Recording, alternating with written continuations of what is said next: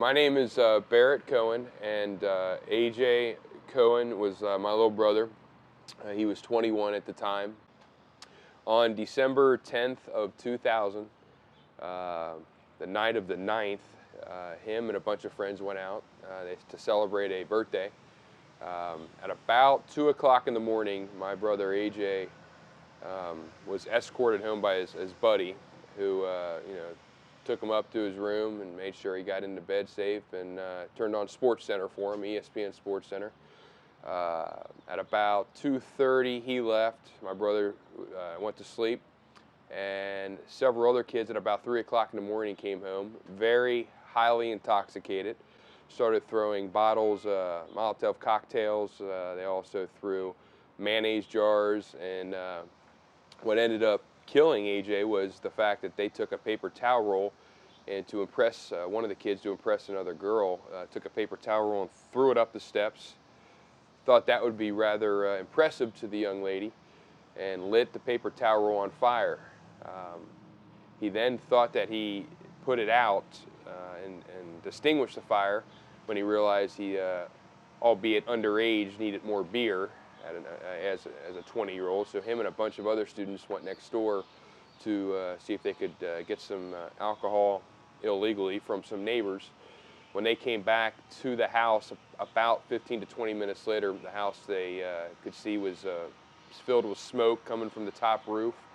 They tried to make entry, the students, into the front door, and which they did. And as they tried to go up the steps, heavy smoke was coming down the steps. They knew AJ was up in that bedroom, and they could hear him screaming.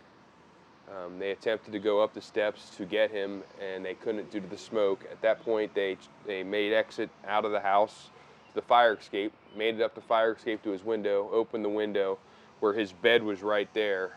And even knowing his bed was right there, knowing he was in that bed and that where the screams were originating, they still could not.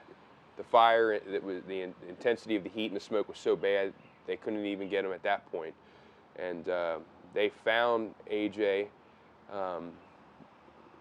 several hours later on the ground, leaning up against his bed, with his hand melted against his face, with a cloth in between to where he was trying to cover himself and to separate himself from the deadly smoke.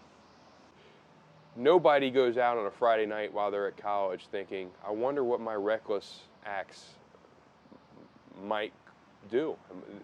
My reckless actions tonight might kill somebody.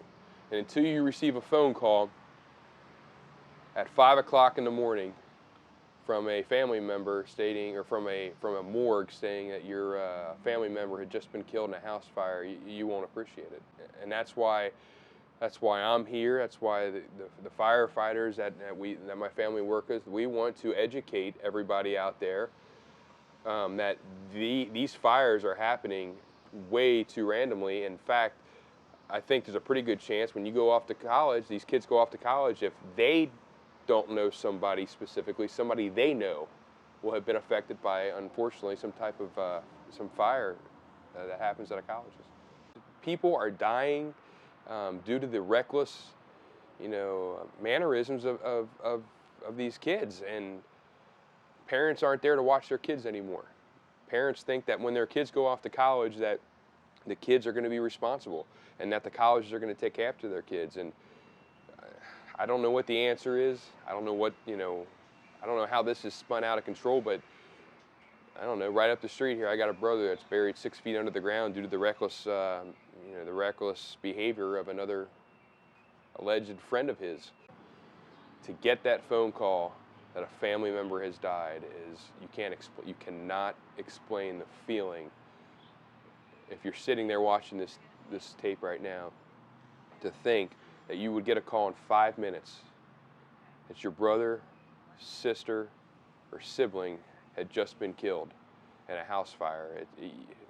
Just think about that for 5 seconds and realize the impact it'll have on you, your family, and friends for the rest of your life. It's life-altering. It's life-changing.